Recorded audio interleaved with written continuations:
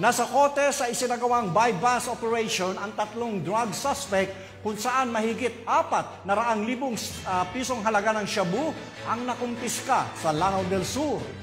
Dahil yan sa tuloy-tuloy na operasyon ng pambansang pulisya kontra iligal na droga, alinsunod sa direktiba ni Chief PNP Police General Romel Francisco Marbin. Yan ang ulat ni Patrolwoman Judy Ann Alibo. Kumpiska ang tinatayang 426,428 pesos halaga ng shabu sa isinagawang buy-bust operation ng mga tauhan ng Lanao del Sur PNP sa Barangay Cadayunan 2, Marawi City, Lanao del Sur noong ika-15 ng Abril taong kasalukuyan.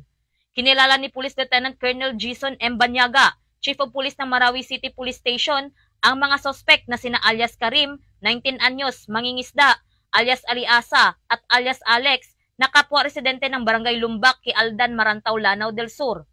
Bandang alas 4:30 ng hapon, nang ikasa ang buy-bust operation ng mga otoridad ng Marawi CPS, katuwang ang 1st Lanao del Sur Provincial Mobile Force Company, 1403rd Regional Mobile Force Company Probar RMFB 14, nang matapos ang transaksyon ng pusher buyer kay alias Karim, napagtanto nito na nakipagtransaksyon ang mga sospek sa isang operatiba na nagdulot sa kanyang mga kasamahan na tumakaslulan ng puting motorsiklo na walang plaka.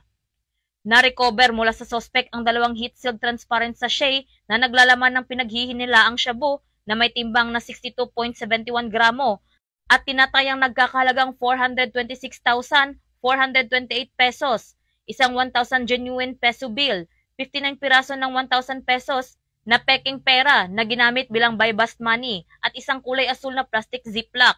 Samantala, patuloy namang pinaghahanap ng mga kapulisan ang mga nakatakas na sospek para mapanagot ang mga ito.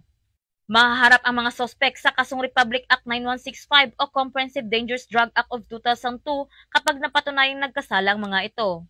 Ang narestong sospek at mga nakumpiskang ebidensya ay kasalukuyang nasa pangangalaga ng Marawi CPS para sa dokumentasyon at tamang disposisyon. Patunay lamang ng pambansang pulisya, katuwang ang iba't ibang ahensya ng gobyerno ay patuloy sa pagpapatupad ng kanilang sinumpaang tungkulin kontra kriminalidad na naaayon sa mga programa ni Pangulong Ferdinand R. Marcos Jr. na magkaroon ng maunlad na bansa para sa sambayanang Pilipino tungo sa isang bagong Pilipinas. Mula dito sa rehiyon ng Bangsamoro, ako ay inyong PNN correspondent, Patrolwoman Judy Ann Alibo, alagad ng batas, tagataguyod ng Balitang Pulis. Maraming salamat, Patrolwoman Alibo.